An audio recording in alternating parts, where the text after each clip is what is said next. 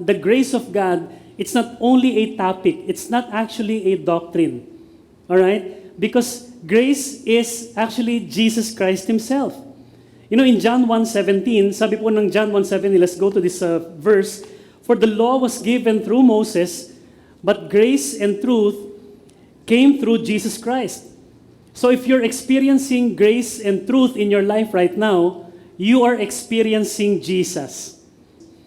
Because you know, for the next several weeks, what we're going to talk about is the grace of God. Alright, and the grace of God, ito po yung na-misconstrue for many years. Ang alam ng lahat, may mga nagsasabi na, you know what, Brother Conrad, deserve grace.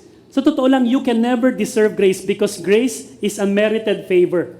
Grace is something that God gives to us. Now, hindi po tayo qualified. Ito lang have you ever planned a surprise party for yourself? Bro, tulungan mo ako magplano ng surprise party. Para kanino? Para sa akin. Ha? Alam niyo, one time, sinurprise ako nila Jack nung birthday ko no 40th, nainggit yung baby girl namin na 5-year-old. Can you believe this? Nag-request ng surprise party. I also want a surprise party for me. Pagdating nung Monday na party niya, naghahanda kami, okay lang yun because she actually forgot. Sinasabi ko, what date is today? So, I don't know, hindi niya alam yung August 29. Pero, have you ever planned for your own surprise party?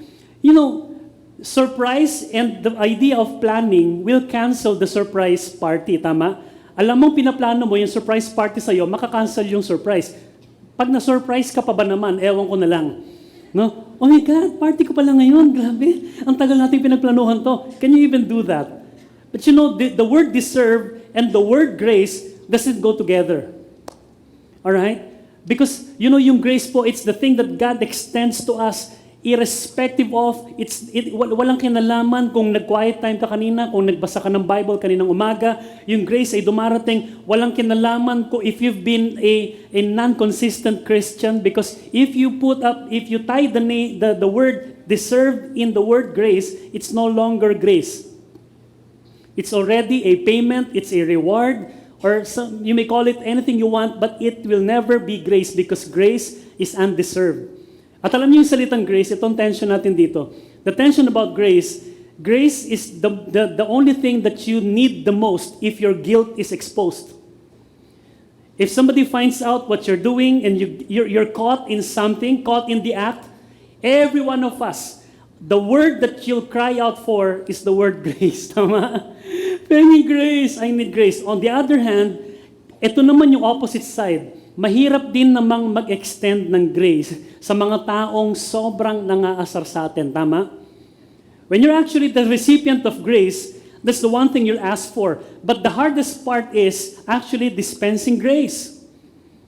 Yung bibigyan mo ng grace yung asawa mo, bibigyan mo ng grace yung anak mo, bibigyan mo ng grace yung kapitbahay mo, yung kaibigan mo na sinira ka, winasak yung pangalan mo, and all these destructive things na ginawa sa'yo, it's hard to give away grace. But when you're the one na nangangailangan ng grace, sobrang yan lang ang pinaka talagang kailangan natin. And you know, for the next few weeks, we're gonna explore again the grace of God. And with the mindset that every time Jesus is revealed to us, grace ministers. Amen?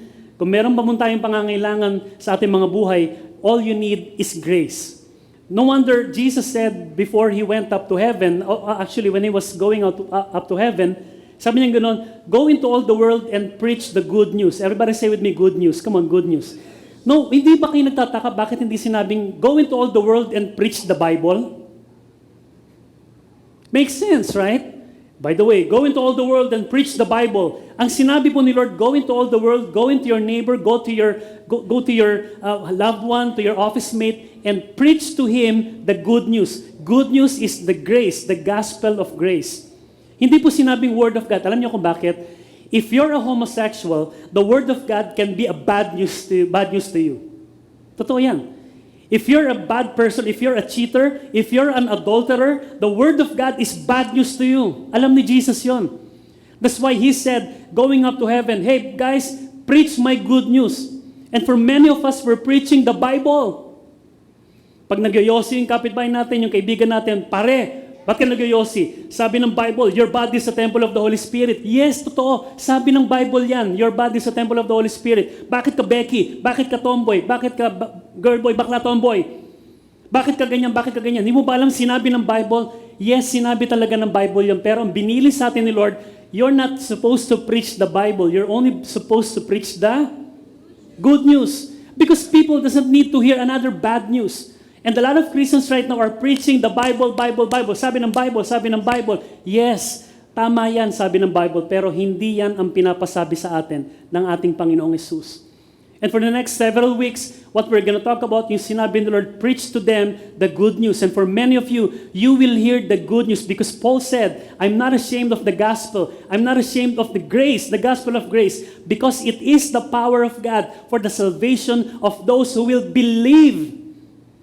Ito raw yung kaligtasan sa lahat na maniniwala. Not only salvation when you die and that you will no longer go to hell, but even salvation in this lifetime. For many of you, you've already experienced salvation. Dapat patay ka na ngayon, dapat nakabaon ka na ngayon, dapat naghihirap ka na ngayon, but because of God's grace, you're still here and you can still enjoy the gift of life that God has given you. Amen? Give God claps of praise for that. Yeah! That's the point. That's why ang masarap po sa lahat is always speaking the good news. And listen, your lives are gonna change forever every time you hear the gospel message. Because there's nothing else. Hindi sinabi ni Lord, i-preach mo itong mga 5 steps to Christian. I-preach mo yung requirements. Walang requirements. Preach to them the good news. And the good news is, Jesus died on that cross so that you don't have to suffer anymore because He already did the sufferings for you. Hindi po sinabi ni Lord, I am finished. Kayo naman, hindi po. Ang sinabi ni Lord, it is finished. The old way of doing religion, the old way of relating with God based on your performance, it's done away with. Jesus said, it is finished. It is finished. Tapos na. You can come to me as you are. You just did the sin a while ago. You can come to God as you are because ultimately His grace will only deal with you with love. Yun po yung, because if God were to deal with us according to His laws, listen, walang matitira sa atin. Mga iba sa atin siguro patay ka na ngayon. Mga iba sa atin siguro sobrang hirap na natin and you will die frustrated. But because of this amazing grace, it gave us hope and this hope goes on and on and on every day of our lives. Now, bakit Grace Anatomy? This is what I said last week. We're going to explore grace from the very beginning. You know, there's no better place to start. There's no better place to tell a story than from the start, tama? Because if you just came into FIJ maybe 2 months, 3 months ago, naisip, ba't ganito? Puro grace ang pinag-uusapan dito. But today, you are so blessed because finally we'll be able to just connect the dots of why is God like this in the Old Testament and parang anong nangyari yung grace, it just appeared in the New Testament. Yung grace na yan, bago lang lumabas yan, noong year 2007, ngayon kumakalat yan. None that you know that even before the world began, grace already existed. And the title of my message today is it's entitled, In the Beginning, Grace. In the beginning, grace. In Genesis 1, chapter 1, verse 1, ito po yung during the creation, sabi po ng Biblia rito, in the beginning, God created the heavens and the earth. The earth was without form and void, and darkness was on the face of the deep. Now, if you study this verse, medyo naglagay ako ng video para maisip natin kung ano ba talaga nangyari. May nakakuha ng video habang ginagawa ni Lord dati yan. Okay, He created the heavens and the earth. The earth was without form and void. Bago raw magsimula ang lahat ng mga bagay na meron ngayon, it was without form, it was all darkness. Now, let's make an experiment. Everybody, close your eyes. Talagang ipikit nyo ng todo. Yung halos madilim na yan. Ay, salamat, makakatulog ako kahit 10 seconds. Mulat na, tama na, mulat na. Mga 5 seconds pa, mihilik na kagad. So, ano nakita nyo? Darkness, void, there's nothing in it. Listen, before daw, ginawa ni Lord ang buong sanlibutan, ginawa niya ang Jupiter, ginawa niya ang creation. The question here right now that is so logical to ask is that, why did God create all these things? Why did God create something out of nothing? Tama? And you know, if you're a fan of science, science will tell you right now na yung laws of matter, alam mo yun, matter cannot be created nor destroyed, but can only be converted to a different form. Especially, example, from mechanical energy to electrical energy, you can only convert the matter to a different form, but you can never create it nor destroy it. But recent studies said, okay, in NASA, especially in sa MIT, sa Massachusetts, listen, sabi niyo ganon, matter cannot just have existed by itself. Matter came from something. Matter was not here before. Meron daw pong beginning ang mga bagay. Naglagay sila ng mga isotopes, medyo high-tech po yung highfalutin yung mga studies. Pero according to studies ng matter, hindi pa pwedeng nagkaroon na lang ng basta-basta. Everything existed before, everything was nothing. Now, tanong, why? Why did God create? Why does He have to create? Alam mo, may mga ganito mga theory, siguro naboboring na ang Diyos. Siguro sabi niya sa Holy Spirit at kay Jesus, nag-usap silang Trinity, nakaka-boring, no?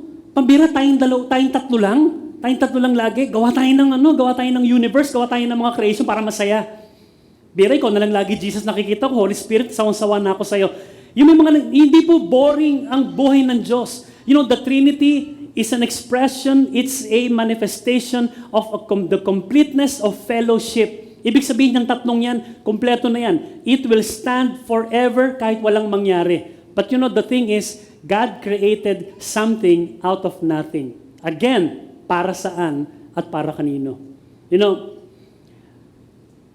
masyadong disconnect tayo sa creation. But let me tell you this about your life.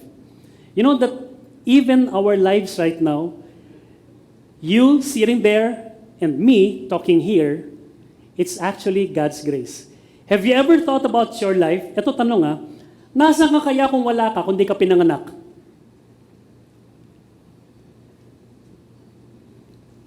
Pastor, huwag mo akong tanungin, pagod ako kagabi. Ano ba yan? Nagpunta nga ako sa church. Have you ever thought about this?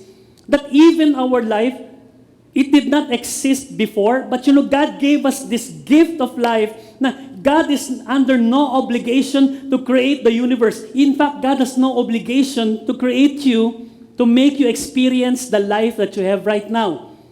God in Himself is already complete. God the Father, God the Son, and the Holy Spirit, the Trinity. Pero anong ginawa? Nag-create ng something for you to experience life right now. Everybody take a deep breath. Come on, huminga tayo ng malalim. Basta yung babaw na ng hinga nyo Kahit ano pong klaseng meron tayong problema ngayon, just to think that you were given the chance to live is more than enough. You know, one time sabi sa akin ni Karen, nagtanong, Daddy, where were we, silang tatlo raw, nung hindi pa kami magkakilala ni Jack? Ang hirap na tanong, sa totoo lang. Nasaan daw sila, silang tatlong magkakapatid, nung hindi pa kami magkakilala ni Jack? Sabi ko, oh my gosh, ang hirap ng tanong nito. An example pa, like when you were in grade 5, nasan daw silang tatlo? Sabi ko, nag-isip ako, ganito na. Alam mo, follow up pa. Does God have a closet in heaven na meron daw nakahanger na mga kaluluwa?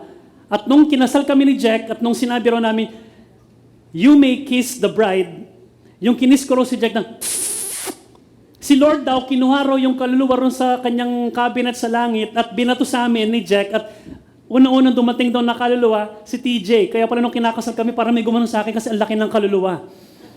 Alright? Kasi, paano ganun ba ang nangyari?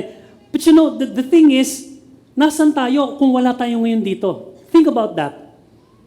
Where were you? And you know, sabi ko, my God, ang hirap sagutin na to. Pwede ako mag-imbento. Nag-iisip na nga actually ako mag-imbento Pero alam mo, sabi ko, you know what, Karen, that's a very difficult question. But one thing, I really don't know how to answer that. Pero ito lang sinisigurado kong medyo parang sagot. You know what?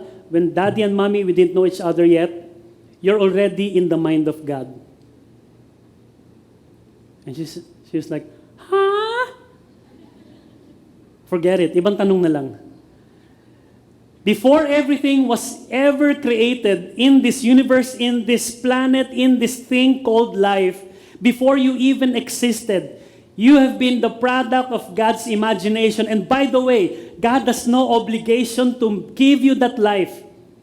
But even your life and life itself, being here, seeing the colors, amazing, di ba, no? Yung sounds, the sights, lahat ng mga magagandang bagay, the taste. He has given us 5 senses, men, that's grace. Everybody shout, grace! Yung buhay natin ngayon, grace, lahat ng mga binigay ni Lord sa atin to enjoy life, it's really grace. Imagine, kung binuhay tayo ni Lord pero mata lang, hindi tayo pwede makakain, hindi tayo pwede makadama.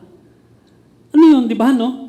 And hindi lang po natapos si Lord sa nag-create ng langit, ng lupa, ng universe, ng earth. And if you look at the planet Earth from afar, sa mga pictures na kinukuha sa orbit, amazing talaga ang earth, tama? Makita niyo siya?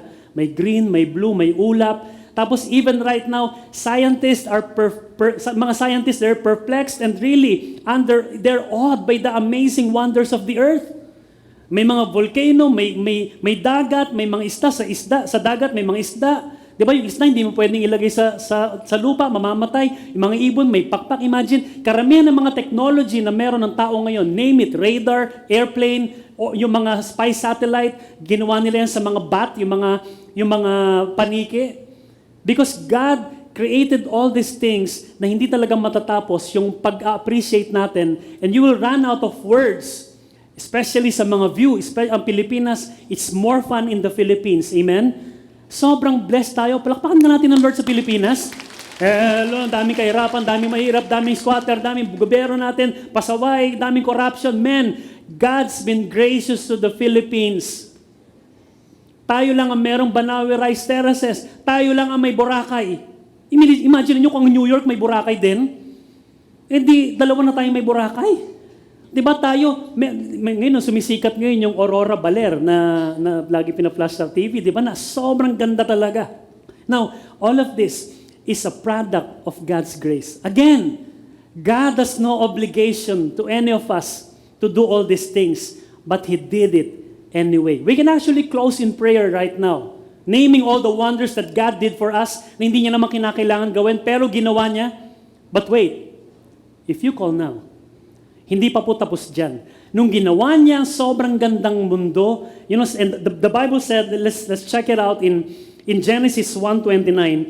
And God said, "See, I have given you every herb that yields seed, which is on the face of all the earth, and every tree whose fruit yields seed. To you it shall be for food, also to every beast of the earth, to every bird of the air, and to everything that creeps on the earth, in which there is life. I have given every green herb for food," and it was so. Then God saw everything. Come on, read with me. Then God saw everything that He had made, and indeed it was very good. And so the evening and the morning were the 6th day. During the creation, tinignan doon ni Lord yung kanyang ginawa. In-evaluate niya yung kanyang ginawa. Seas, oceans, okay, mountains, volcanoes, lahat-lahat, mga ibon, okay ba? Okay na mga species, kung ilang klaseng species yan. And God said, it was very good. That was the 6th day. Now, check this out. This is grace. On the 6th day, He created man. Okay? Now, tanong, bakit huli niyang ginawa yung tao? This will tell us about the heart of God from the very first beginning. Why? He created everything. Parang ginawa muna yung stage, nilagyan ng ilaw, nilagyan ng special effects, nilagyan ng kung ano-ano mga pampaganda ng show, at bago nilagay yung tao. What would have been kung inuna ang tao? Ganito yung tsura, oh. Eve, nasan ka? Eve, bakit? May darkness pa lang eh.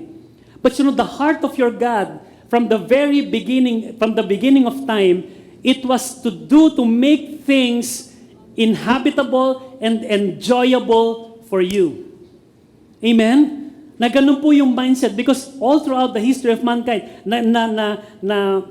na-convey ang Diyos, nagalit na Diyos, ang Diyos ay isang mabagsik na Diyos. Lahat parang feeling ko ang Diyos, lagi kang sasaktan, lagi kang hihiyain. Pag nagkamali ka, that's how I perceive God. But God created all these things so that man can enjoy it to the full. Are you getting it?